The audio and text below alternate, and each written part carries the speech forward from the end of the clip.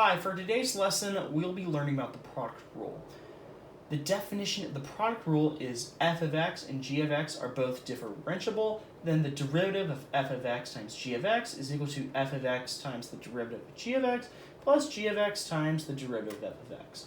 F and g can be any functions, so the name doesn't necessarily matter, f and g, as long as we understand that there are two functions of x and they both are differentiable or they have derivatives, then the product rule can be used to evaluate the derivative of the product of these two functions. This can also be written in this form. For our first example, we have f of x is equal to x e to the x. We need to solve for f prime of x. This derivative symbol is also known as prime. So in order to solve for f prime of x, or the first derivative of f of x, we need to use the product rule. We find that x is similar to f of x and e to the x is similar to g of x. So with this in mind, we can now solve.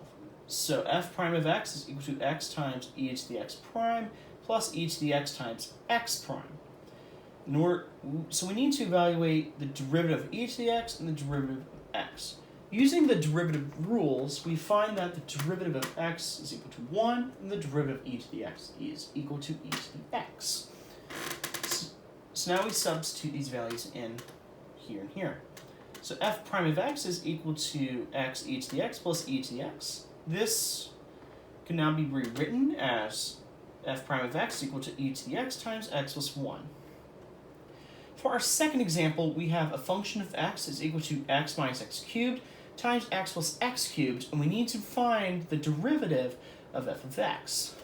So f prime of x is equal to x minus x cubed times the derivative of this term, so this term right here, plus x plus x cubed times the derivative of this term, x minus x cubed.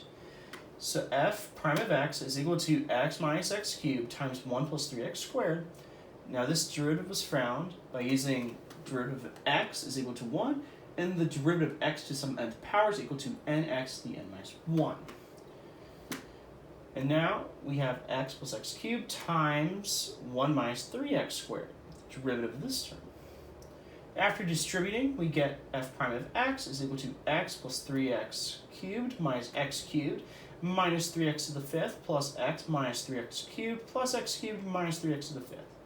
And then our answer is the first derivative of f of x equal to negative 6x to the fifth plus 2x. For our third example, we have a function of x is equal to 2 plus 5x squared times e to the x.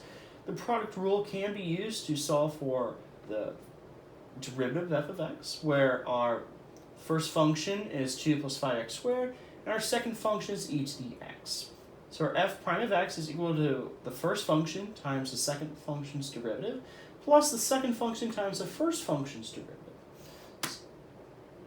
And then we get f prime of x is equal to 2 plus 5x squared times e to the x plus e to the x times 10x. The derivative of a constant is 0. 2 is just a number, so it is constant, so therefore the derivative of 2 is equal to 0. And then we get that our derivative of f of x is equal to 2e to the x plus 5x squared e to the x plus 10x e to the x.